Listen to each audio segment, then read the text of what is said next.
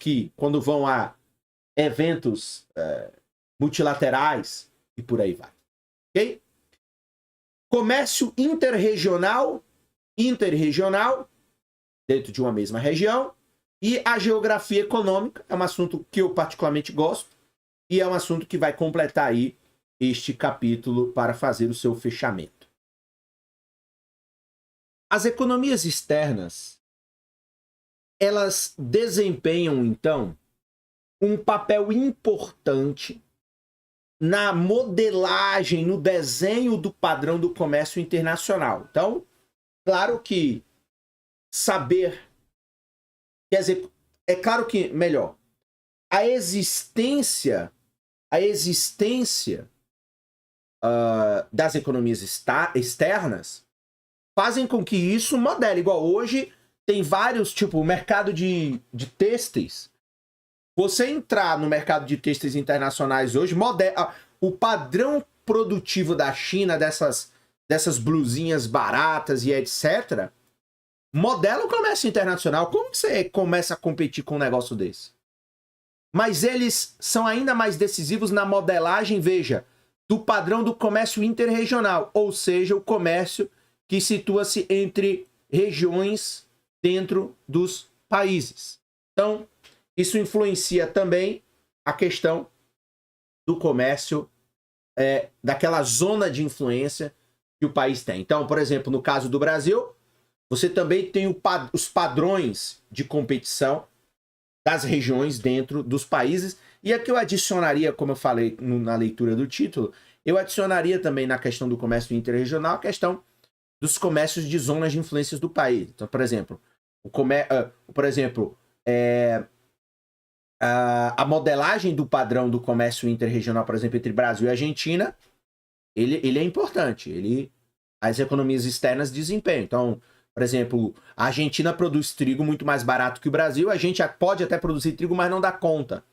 Eles produzem mais e produzem de um preço melhor, numa quantidade melhor do que a gente. Então isso define. E outras coisas o Brasil produz melhor do que na Argentina. Então assim, veja, as economias de externa, elas modelam não só o comércio internacional como um todo, mas modelam o comércio interregional, que eu estou aqui acrescentando dentro de um país e também dentro de uma região de influência do país. Para entender o papel das economias externas no comércio interregional, primeiro precisamos discutir a natureza das economias regionais, isto é, como as economias das regiões dentro de uma nação encaixam-se na economia nacional. Então aí veja que claramente você também tem as especificidades de região, como por exemplo, o estado de São Paulo tem uma influência não só no Brasil, mas por exemplo no padrão comercial, sei lá, para o Paraguai.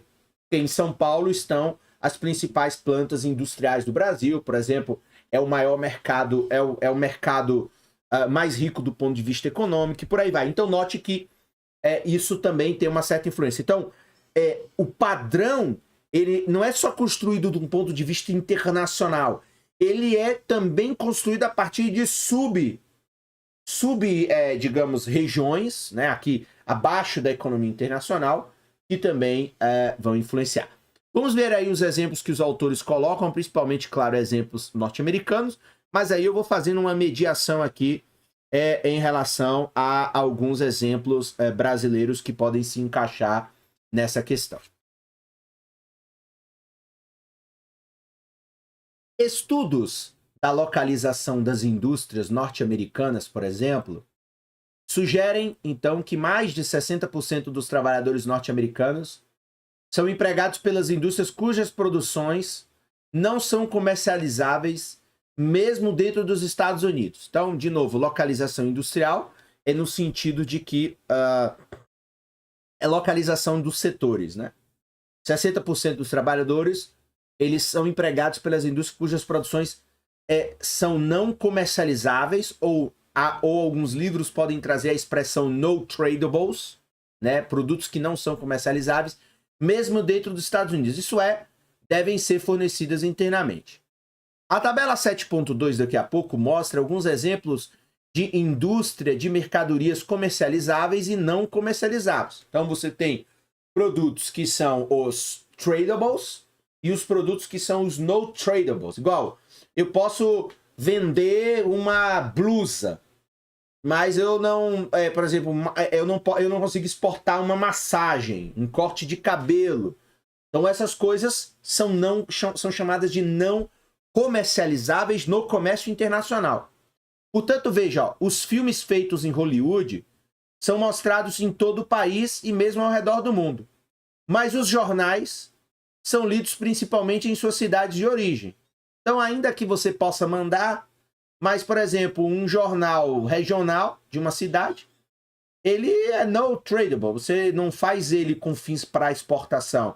Ele tem notícias locais, ele tem informações muito específicas que não fazem sentido serem enviados para outro lugar. Wall Street negocia ações e faz negócios com clientes nos Estados Unidos, mas bancos de poupança servem principalmente depositantes locais. Mas hoje, com a internet, Wall Street também pode negociar ações e fazer negócios para clientes internacionais. Então, a tecnologia da internet permitiu com que esse produto de corretagem, por exemplo, no mercado acionário, ele se transformasse num produto negociável, porque eu posso, por telefone e por internet, dar ordens e comandos para clientes internacionais. Mas é claro que, digamos assim, o serviço da agência bancária americana é não comercializar, porque quando ele abre uma conta lá, ele abre especificamente para um cidadão. É por isso, inclusive, que ele tem uma estrutura física para atender o cidadão do bairro, da cidade, por aí vai. Os cientistas do National Institute of Health desenvolvem conhecimento médico que é aplicado pelo país todo, mas o veterinário que descobre por que seu bicho de estimação está doente tem de estar perto de casa.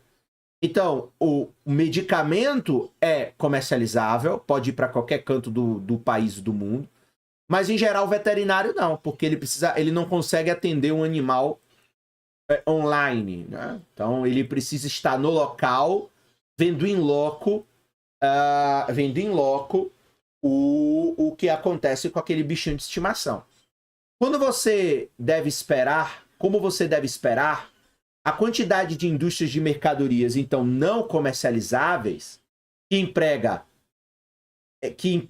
é praticamente a mesma ao redor dos Estados Unidos.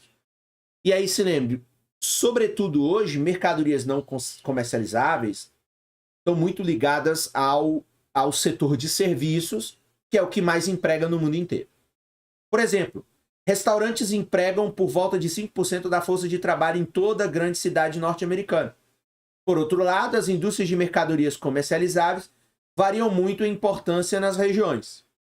Manhattan, por exemplo, representa apenas 2% do total dos empregos dos Estados Unidos, mas representa 1/4 daqueles que estão empregados no mercado de ações e títulos e por volta de 1/7 daqueles ligados às indústrias de publicidade.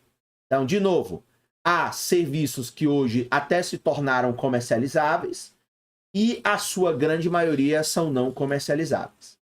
Mas o que determina a localização, então, das indústrias de mercadorias comercializáveis, que é a que nos interessa mais aqui, que são aquelas indústrias que eu posso exportar?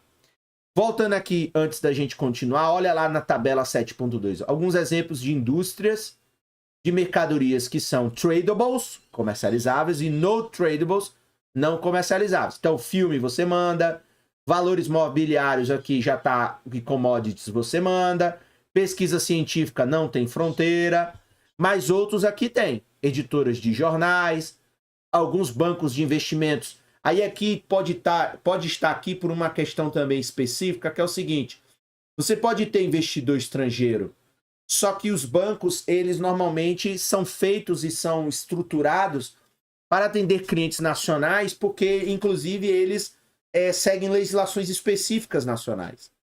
Então, por exemplo, eu não sei como são as legislações de investimento nos Estados Unidos, e talvez como investidor eu não queira ir, ou eu teria que me tornar um nacional para usar. Então você tem essas questões. Serviços veterinários, serviços médicos ainda, você não tem Não, por exemplo, você não faz uma cirurgia você não comercializa uma cirurgia de fígado, né? Exporta uma cirurgia de fígado. Não. São produtos que você precisa estar em loco para consumir. Agora, de novo, mas o que determina, então, a localização das indústrias de mercadorias comercializáveis? Onde é que elas vão ficar, dado que o papel delas é justamente vender para muitos mercados. Onde é que ela fica? Em alguns casos, os recursos naturais desempenham um papel-chave. Por exemplo, Houston é o centro para a indústria de petróleo, porque o petróleo está no leste do Texas. Então, tem indústrias como petróleo, indústria de petróleo, que vai se localizar aonde o petróleo está. Precisa estar perto da sua fonte, né, de exploração. Entretanto, fatores de produção como mão de obra e capital desempenham um papel menos decisivo no comércio interregional do que no comércio internacional, pela simples razão de que tais fatores são altamente móveis dentro dos países. Então veja, mão de obra e capital é muito mais importante no comércio internacional do que no comércio interregional, porque no comércio interregional, por exemplo, se o mercado financeiro em São Paulo, o mercado de TI em São Paulo está com problema de mão de obra, ela consegue deslocar a mão de obra de outros estados para São Paulo. Portanto, isso não tem o papel. Mas, para o setor de tecnologia no Brasil ganhar tração e se tornar importante, precisa ter mão de obra e capital, e aí, em nível internacional, o Brasil tem muito pouco. Deu para entender? Então, há que se fazer essa mediação de análise.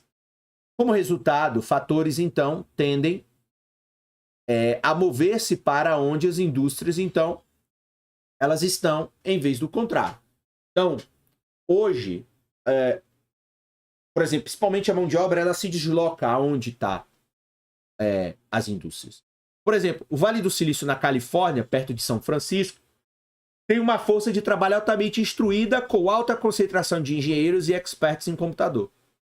Isso não acontece porque a Califórnia treina muitos engenheiros, entendeu?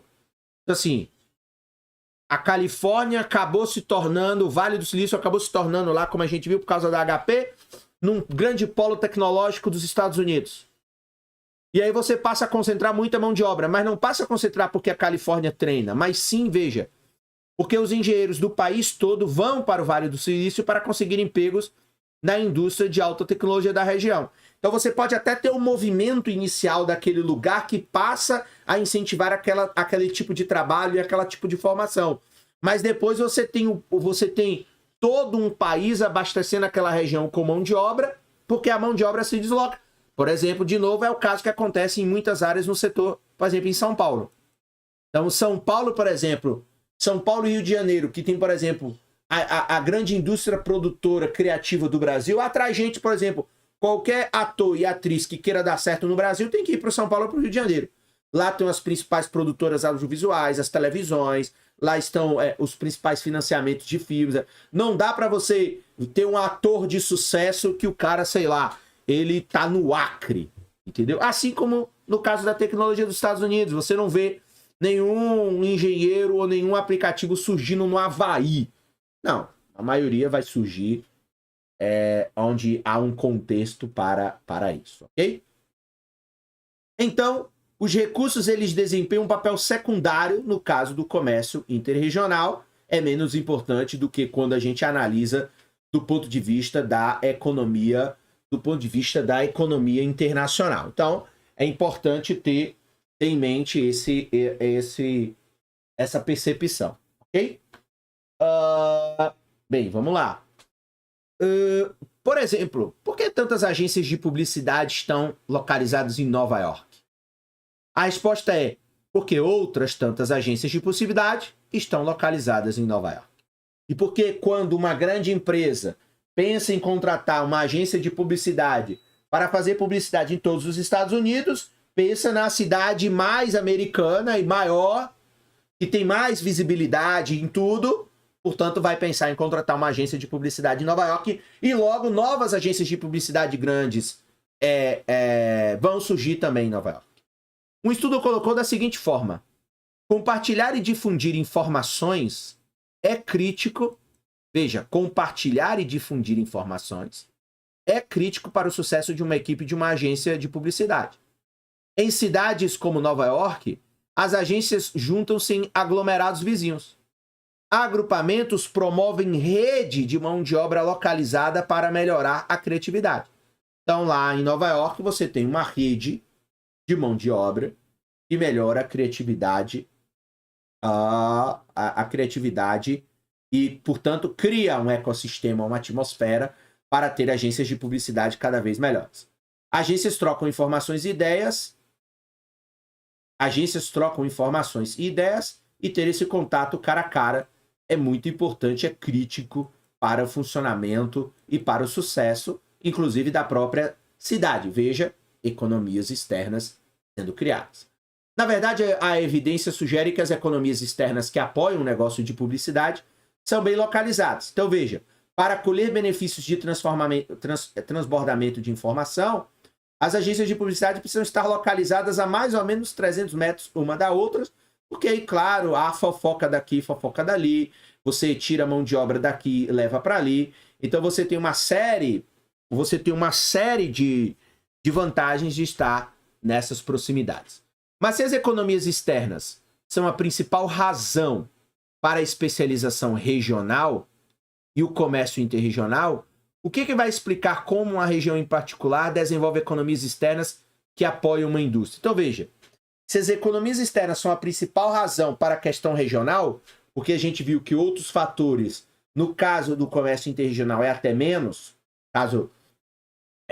do que, por exemplo, caso da mão de obra, como a mão de obra pode se deslocar dentro de um mesmo país, é menos. Mas, então assim, veja, o que explica como uma região em particular desenvolve economias externas que apoiam uma indústria? A resposta, no geral, é que acidentes da história desempenham um papel crucial. Então, assim, por que Nova York virou o grande centro de agências de publicidade e não Los Angeles? É a história. Como observado antes, há um século e meio, Nova York era uma cidade, veja, uma cidade portuária, mais importante da América porque tinha acesso aos canais dos Grandes Lagos através do canal de Erie. Então, de uma cidade portuária, virou uma cidade financeira, virou virou dos serviços da indústria criativa, tá criando, desde a crise de 2008, um grande polo tecnológico. Então vai se tornar, portanto, na costa oeste, na costa leste, está criando um grande concorrente ao Vale do Silício na costa oeste. E tudo isso, sim, não tem explicação técnica. Foi acontecendo. Podem ser por incentivos políticos, pode ser por um grande empresário, uma grande empresa que começa, que catapulta este, digamos, cenário original. Por exemplo, a indústria de cinema também hoje tem parte em Nova York e parte em Los Angeles, no Hollywood. Por que surgiu em Hollywood? Alguns dizem que é porque lá era mais claro, o sol, lá tinha mais, naquela época a iluminação era difícil no cinema. Hoje, com efeitos artificiais, com inteligência artificial, com, enfim, efeitos especiais, hoje você pode fazer filme na Islândia, que você vai corrigir, que não tem sol. Pode fazer filme na Islândia, outro dia um seriado feito, sei lá, no Alasca, e aí você consegue corrigir. Então, assim, por que acontece isso num país ou outro? Não tem explicação. Veja que um manual de economia internacional feito pelo Krugman, né, que inclusive é um Nobel, veja que você tem uma certa dificuldade de compreender porque não tem um fator técnico. A mesma coisa se você pegar um livro do Eric Hobsbawm sobre a Revolução Industrial, ele também vai dizer, cara, a Inglaterra não seria o lugar mais adequado para você detonar a Revolução Industrial. Mas aconteceu lá, numa ilha fria, entendeu? Num lugar que não tinha recursos naturais, como tinha, por exemplo, a França ou a Alemanha, mas aconteceu lá. Então, assim, há coisas que a história, enfim, é difícil entender. Isso levou Nova York, então, a tornar-se o centro financeiro da América, que também não tem qualquer explicação. E agora, claro, como você tem os transbordamentos de conhecimento, como você tem a questão aí da vantagem do estabelecimento, aquele lugar passa a, digamos assim, criar um círculo virtuoso do qual ele vai, à medida dos anos passando, ele vai reforçando essa sua localização industrial. E ela permanece como centro financeiro ainda hoje, graças às economias externas, claro, que a indústria financeira criou para si mesma. Los Angeles tornou-se o centro da indústria cinematográfica em seu começo, quando os filmes eram gravados ao ar livre e precisavam de boas condições meteorológicas, aquilo que eu já falei.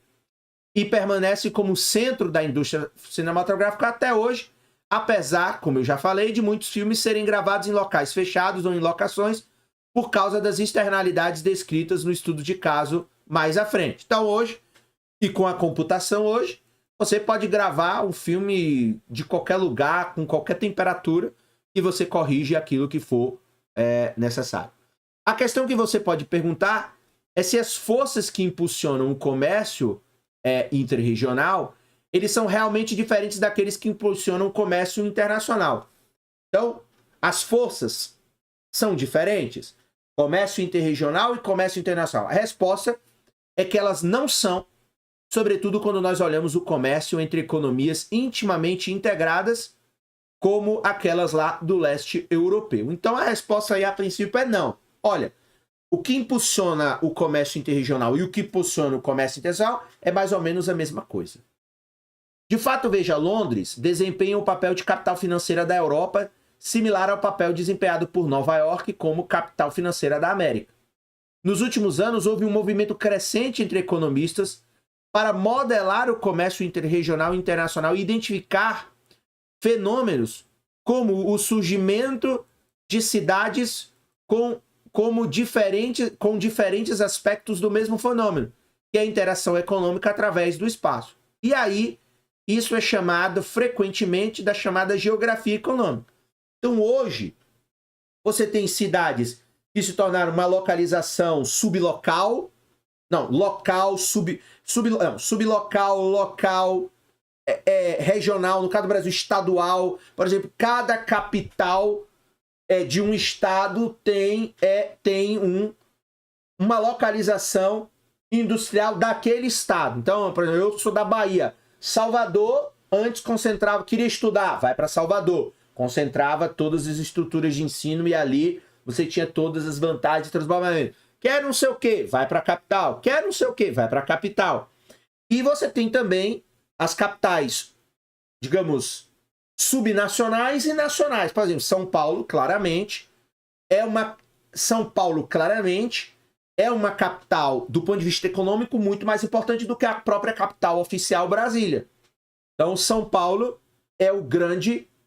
tem ali a grande localização industrial. Então, a geografia econômica permite a gente compreender essas várias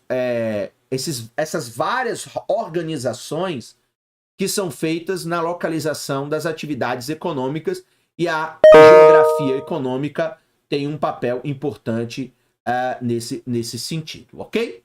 Bem, aqui eu já estou vendo, e para finalizar o capítulo, nós temos esse box aqui, e acho que vai dar um exemplo aí um pouco sobre essa questão da geografia econômica. Economia